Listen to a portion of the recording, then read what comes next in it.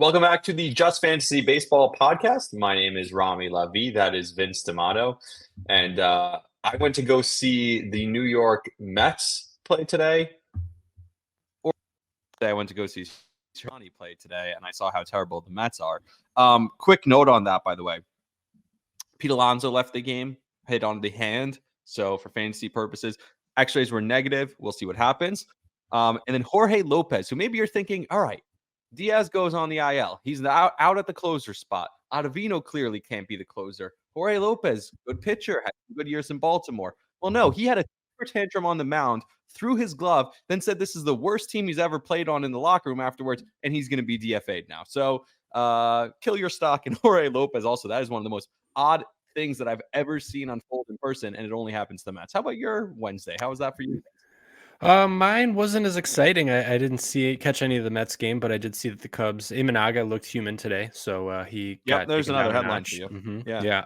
I don't think we talked about. I don't know if you talked about Acuna last time, but I did. Should cover that one a little bit. Yeah, he's out for the season. Lots of The guys. One thing, sorry, go ahead. No, the one thing I didn't mention that I wish I did was look at guys like Kelnick, look at guys like Duvall, who Duvall in limited at bats was putting up relatively good numbers. So expect those guys to get more at bats. Maybe they can be contributors. Now they were probably on waivers on Sunday.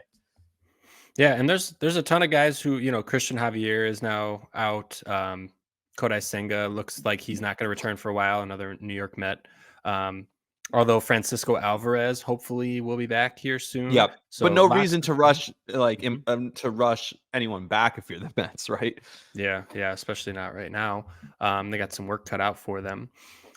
Who else? You called earlier in the season, and it looks like it may be coming true. Tyler O'Neill is going to potentially be down for a little while with a potential knee injury.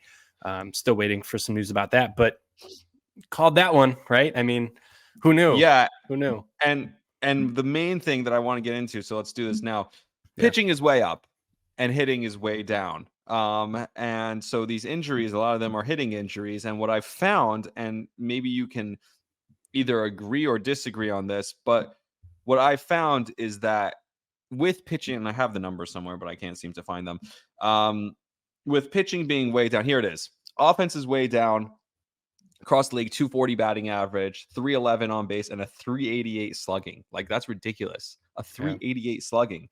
Like, 699 is the average OPS across the league. For example, last year, it was 738. Like, that is huge. So, pitching is way up right now, where the league ERA is 3.97, where last year was 4.33. So, I realize I'm trying to make trades in my league, and everyone wants hitting, and nobody's looking to trade for pitching. Everyone's like, I want hitting. Everyone wants hitting because there is no hitting to go around. And so if you're in a head-to-head league and you realize sometimes it's so random, like I had 12 home runs one week and then 4 the next week, it's so volatile because there's no hitting. And I'm like, well, I'm good on pitching. I have all these pitchers. What is your recommendation for people now? Like, how do you take advantage of this situation? Because everyone wants pitching. I mean, everyone wants hitting. Everyone has a plethora and overload of pitching. Is there any way to take advantage of this? And it's a good question. It's the quick answer is sell your pitching for less than it's worth, right? Maybe 90 cents on the dollar. Obviously, you better have arms to sell. You want to have arms to sell. The idea being that there's enough guys on waivers for you to pick up and stream and work through in your lineup. But it's tough because, again, this is kind of uncharted waters for the last 5 years or so.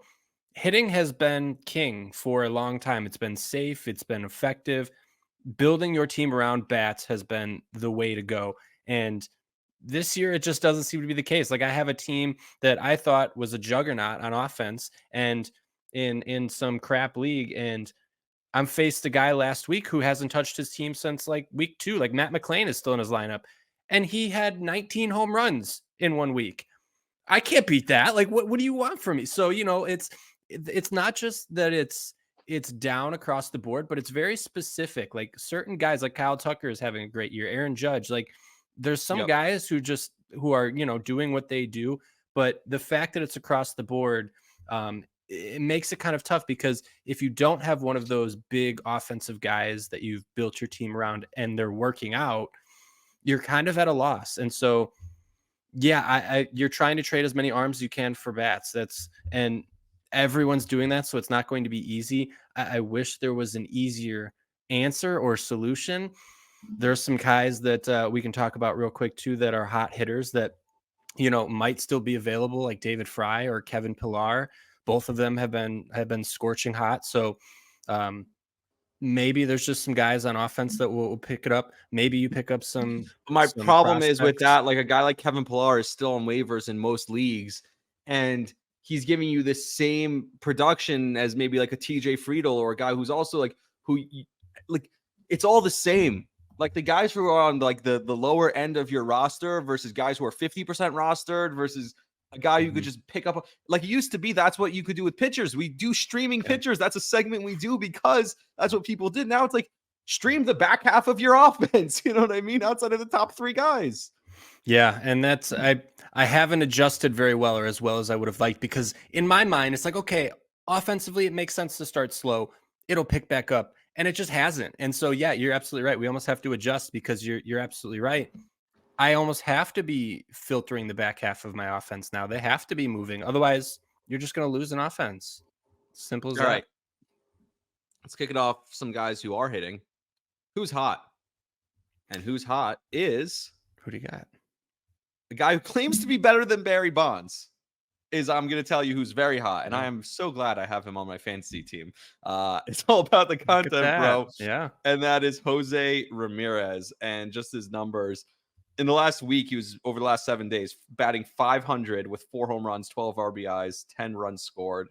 Sorry, on base .500 and a stolen base. And they walked him. Basically, the story, if you didn't hear it, they essentially walked him. It wasn't intentional, but it was pretty much intentional with the bases loaded in the Angels game. And they asked him, well, what, you got the Barry Bonds treatment, right? Famously, Barry Bonds was walked intentionally with the bases loaded. He said, I'm better than Barry Bonds. And then he hit a home run the next game. So maybe he is better than Barry Bonds. He is scorching hot. Aaron Judge, by the way, just for a second, because like Aaron Judge, you mentioned, I just want to mention this. He has a 1,500, close to 1,600 OPS in the last month. It's not normal. So those 2 guys have been hot. Yeah, I looked at some of because I almost for a who's not, I thought about having the Cubs on here because they have had the worst offense in all of baseball in May. The Mets have 3 wins in May, if that makes you feel any better. 3. Slightly better, yes. They're 11 games under 500. They've won 3 games. It made me feel pretty bad when I realized I think they've had the lead in the 9th like 7 times, and they've still only won 3 games. That's even worse. Yeah. Aaron Judge has 11 home runs in the month of May, and the Cubs have 22. So Aaron Judge having my entire team, my favorite team, has been kind of killer to watch. So yeah, I almost have like the Apple counter at Citi Field. Mm-hmm. How many home runs the Mets have hit home this year? I looked at, I think after today, it's at 24. Brutal. It's not enough. No. So should I do hot? Should I do not? What do you think? You're gonna do not. All right. So we can keep it quick. Just to full disclosure, I had crazy New Jersey transit situation, phone dying, so super late. So we're going to try and keep this episode a little bit shorter, get you the information you need. So we're just going to switch off one of each and then go ahead. So my first who's not is Ahmed Rosario. And it's too bad because I was kind of hyping him up in the offseason, and obviously right out of the gates he looked phenomenal, and looks I was like, great early, banger, like he's here, and he has since cooled off.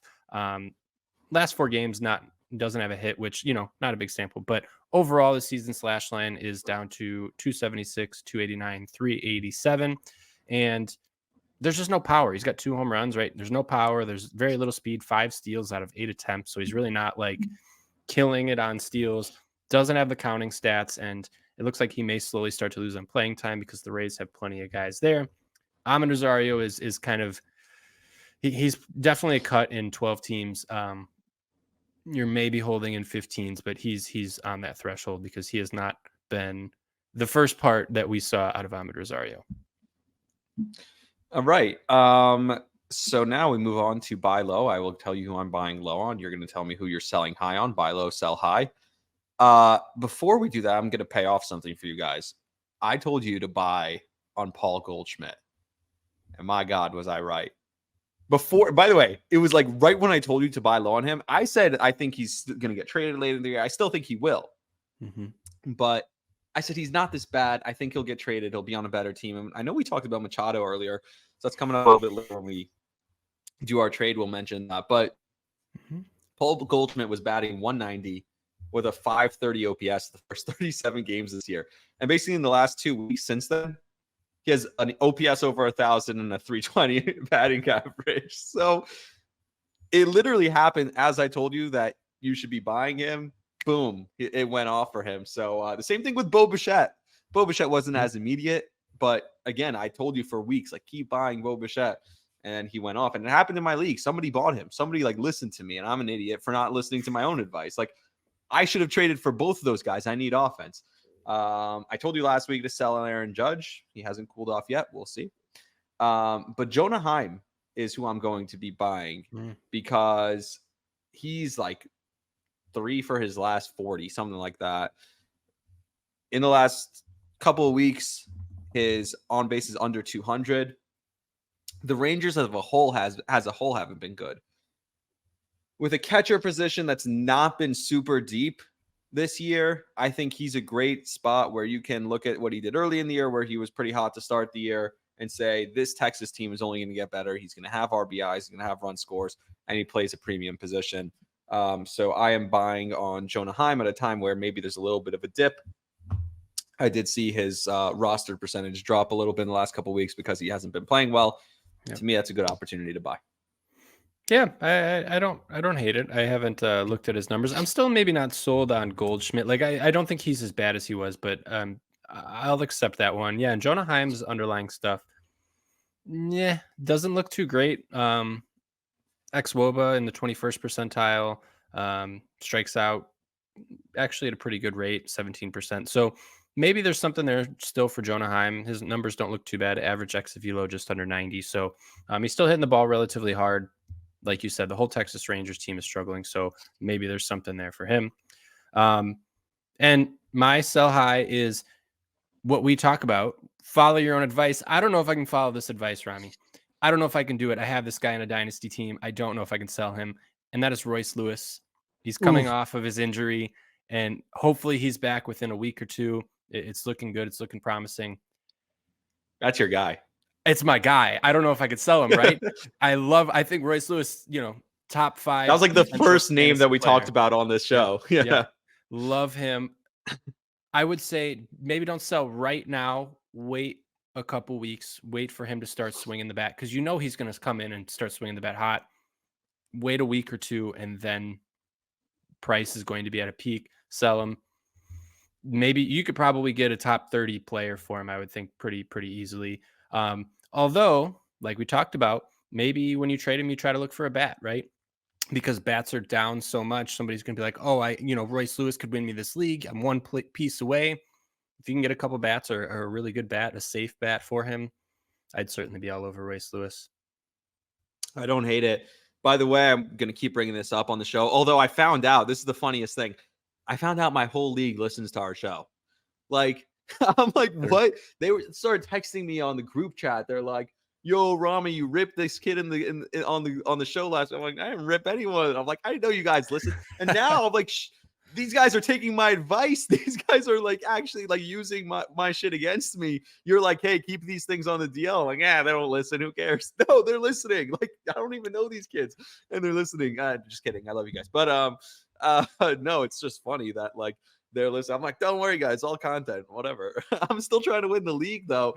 But one thing that I love that you said was the slow play on Luis Hill, where once he does get moved to the bullpen, that's when you buy him. That was like my favorite call out that you had. So again, he hasn't been moved yet, but Garrett Cole facing live batters next week. I heard Susan Waldman talking about it during the game yesterday in LA, although the Yankees are actually playing right now in LA. I don't even know what's happening in that game. I don't know if I mentioned my phone was dead, so I couldn't see what was going on while I was on the train. They're up 2-1 in the top of the 8th. So anyway, not important. Yeah. What? Verdugo with a bomb.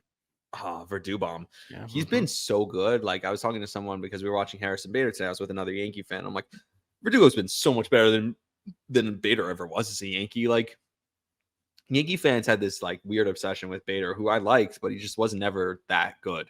All right, quickly, let's do the prospect report, Sure. which I have a couple of things. I know you have something. Yeah, go ahead. So Jason Dominguez, an article came out about Jason Dominguez from Brian Hoke, who's a good dude. I follow him. He follows me. We've met a few times, and he was one of the first people to ever give me. He's actually, I think, the first to ever give me a chance on anything. Like he came on my podcast, like when I was nobody, just trying to start a podcast to see if I could make this a career like 4 years ago. So good dude, and great coverage for MLB.com and the New York Yankees. Brian Hoke wrote an article about Jason Dominguez saying the Yankees have no interest in rushing him, and they have no interest in him being a fourth outfielder that doesn't get playing time. When they call him up, they want him to play full time and be here for the long haul. So that might mean that he is sitting and barring an injury. Now, I know it's Aaron Judge. I know it's Giancarlo Stanton, guys who have a tendency to get injury. But barring that injury, Jason Dominguez is going to be sitting in double or triple A. He only had 38 plate appearances in triple A last year. Like, that's nothing, right? So he's probably going to be a triple A player this year until September if everything continues to go well for the Yankees. So that's one thing. The other thing is Joey Loperfido sent down. To me, this is just stupid again. Like, never got a real shot when he was up here. Jose Abreu was playing first base for them still, and that's like a joke because he stinks. I don't know. It just, to me, it's frustrating. If you're a Houston fan and the team's struggling and you could use better players, I don't care that Abreu won an MVP and he was better at one point in his career and you signed him to a big contract. That doesn't mean anything to me. We want guys to help the team. Loperfido, he had a batting average over 300 while he was up here, right? So that kind of sucks. I know you had one more note for me. Yeah, no, it was, I mean, I guess I had two. One that I wanted to mention really quick too, was the Cardinals pitcher. It's not necessarily minor leagues because I don't think he's a minor leaguer technically anymore, but Andre Pallante started for the Pallante started for the Cardinals today and absolutely went out and dealed 6 innings, shutout baseball. So he's a guy to keep an eye on. He's making the move from the bullpen. I want to say it's dealt. Yeah, I think it's dealt. What? I'm sorry. Oh, he dealt. You said dealed. Oh, he dealed. Yeah, that's embarrassing. He dealt. And then the other one is the guy that the Atlanta Braves just called up to make the spot start today. And I wasn't super familiar with the name. I had heard who he was before, but wasn't on any big radar of any sort. It was just kind of like, oh, yeah, he's a name. He's a guy. The Braves called this guy straight up from AA, and he was obviously dealing down there. He was doing really well, but it was such a small sample. It was kind of a weird call up. So I guess this kind of off season, he really ramped up his velo and has looked much better. And that is, I should say his name. His name is Spencer Schwellenbach. So really, and of course, if it's an Atlanta Brave, he'll be great. And that's kind of it, right? They seem to know what's going on. And this, you know what this reminds me of, and it's not a direct comp because I don't think he's going to be this good, but the Braves seem to love calling guys up from AA. Like Michael Harris, if you remember, was a call up from AA, and everybody was like, "Yeah, we know Michael Harris is good, but why from AA? What's up?" In the league in OPS, and he's a stud. He comes up and just like he's a dude. So I would certainly be on the lookout for Schwellenbach. He came out. I have his line right here. He went 5 innings, 5 hits, 3 earned, 5 strikeouts today against the Washington Nationals. You're hoping for maybe a little bit better of a start, but for a major league debut, I'll take it. And for the Atlanta Braves, he's certainly on my radar. So Spencer Schwellenbach. Say that 5 times fast. Yeah, he should be on your radar. I can't say it once. Did we mention that Angel Hernandez was forced into retirement? That was a weird one. No. Yeah, that's a baseball call. story. I don't know if that's like a fantasy story, but it's a big baseball story. So yeah. Is there other big baseball stories? I thought I had one more, but maybe not. No. Oh, the Negro Leagues being brought into the Hall of Fame stats. Yeah, this dude was hitting 400 every year. Gibson, like what in the ass? Like my God, that is crazy. By the way, the only part that frustrates me about that, because I love it and it should be, and that's 100%. I shouldn't say there's something that frustrates me about that. That is like, this is part of the game. This should have been done years ago. The only thing that's weird about that is like, if we recognize that, we freaking have to recognize Barry Bonds as like the home run hitter and the greatest player. Like there are certain things that's like, there were steroids in those eras. There were 2 leagues because people were a bunch of racist assholes in that era. Like, why can't we understand? Now I know it's different. I'm not comparing those two. I'm not saying like the steroid era and people being terrible people are the same thing. But like, again, I don't understand, you know, I guess like, look, you could penalize, he cheated. You know what I mean? Barry Bonds, I get it. But everyone was doing it. Like, and I don't know. Yeah. It just, I mean, it you look at bothers the me. home, Like, you look at the home run and it takes away totals. from the Yeah. history of of baseball. It's nothing to do with, you know, whether he cheated or not. Put an asterisk on it. I don't know. Put an asterisk on the Astros World Series championship in 2017, but Yeah. don't erase it like that. Whatever. All right. Well, and here's a question for you before we go. What does the Hall of Fame mean to you? I think it's a museum of the history of the game. That's what it should Yeah. be. And I And agree I with think, that.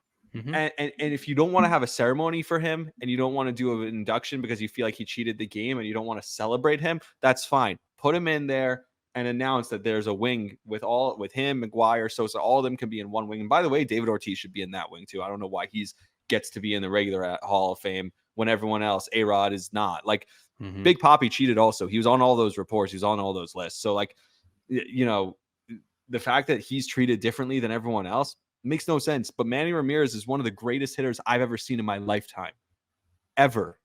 And he's not on that list. You know what I mean? Like, and he's not in the Hall of Fame. Like, and maybe his career numbers are a little bit lesser because I know he fizzled out at the end. And obviously, you know, once he went to the Dodgers and the Rays and all those different places, and obviously he didn't. But I think the career numbers, like early in his career, he was hitting like 340 with like 40. He was, look at some of his Cleveland numbers. They're absolutely absurd. And then I remember obviously watching him at the Red Sox. He just literally put the fear of God in me as a Yankee fan every time he came to the plate. Like, he was that good. Like, in his prime, he was better than Papi. You know what I mean? Like, yeah.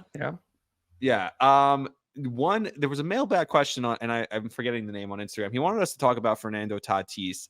The numbers look fine to me. Like, they're not, again, offense is down across the league. He's frustrated by Tatis. It's like a 320 on base, a 9 home runs, I think 20 something RBIs, 20 something runs scored, a few stolen bases. It's not like what you'd expect, but it's not been bad per se. Yeah, I had a little note on Tatis somewhere. Let me find it here. But I mean, long story short, though, I'm not really worried. I'm not necessarily expecting him to be back to kind of the pre-PED injury type levels, but he's still a beast. I mean, he's still got a top 6% of the of xWOBA. So I could have segued so well if I said, speaking of PEDs, Fernando Tatis. Oh, that would have been so good. Yeah. Damn. I know. It's late. But I mean, he's not. Let's see. So he's got 6 steals and 8 attempts. Like, that's okay. 9 home runs. Like, it's just it's not maybe what you're expecting. The only numbers thing I are would fine. say, Yeah, I would tell you, if you are worried about Tatis, be grateful you didn't draft Corbin Carroll. Be grateful you didn't draft, who's the other, Julio Marte. Rodriguez. Yeah, Julio Rodriguez. Like, it's almost like you kind of have to just be like, okay, yes, he's not the stud that I wanted him to be, but I mean, Trey Turner would have been a worse pick, right? Mike Trout. Like, there's so many guys. And there was a setback for Turner, I read. I'm sorry? I read that there was a setback for Turner, I think. By the way, Lane Thomas is off the injured list. He's been awesome since he came out. I think it was 2 for 3 tonight, something like that. Lane Thomas is bang. Yeah, he's a guy I'm excited to talk about a little bit more too, because I love Lane Thomas. Always been a big Lane Thomas guy. But yeah, I wouldn't be too worried about Tatis. I think he's definitely got the potential to bounce back, if you will. Not even bounce back, but he's still a top, 75, 80-ish player in the league. All right. He's got the potential. So I have my one trade for you. Yeah, let's hear it. A guy who's been down is Manny Machado, and I sent this to you already. I think it was Cal Riley and Manny Machado I have Alec Boehm, who people are high on. He hasn't been as hot the last couple of weeks, but neither of the Phillies, so it kind of makes sense. Yeah. Do I pull the trigger on that? My catcher right now is Elias Diaz, who I picked off waivers earlier this week or last week. Like, dude, this guy's awesome. Who the hell is this guy? This guy from Colorado. He just gets hits. He's great.